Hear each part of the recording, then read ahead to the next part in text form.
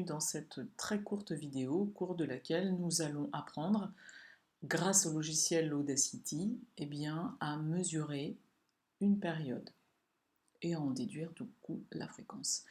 Donc vous voyez ici, j'ai déjà ouvert le fichier l'A3 diapason, donc il faut donc dans Audacity qui n'apparaît pas ici, vous allez faire fichier, ouvrir, et donc aller chercher le fichier 1, l'A3 diapason.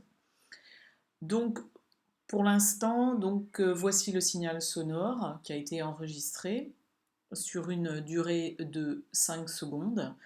On ne voit pour l'instant pas grand-chose. Je vais donc agrandir le signal, agrandir une toute petite partie du signal.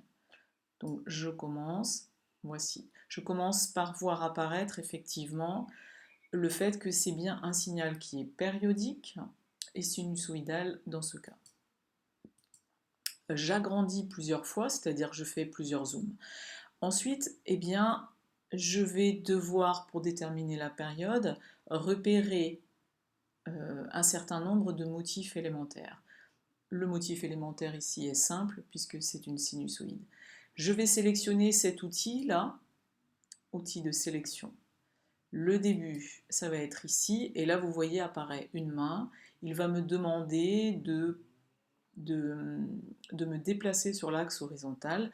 Je vais ici choisir, donc ça me fait 1T, 2T, 3, 4, 5, 6, 7, 8, 9 et 10. Alors, voici.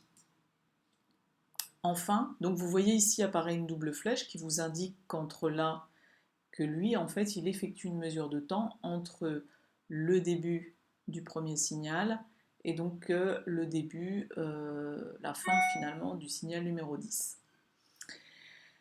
Vous constatez que je vais regarder ici, en bas, la durée. Ce signal, en fait, d'IT s'étale finalement sur 0,023 secondes.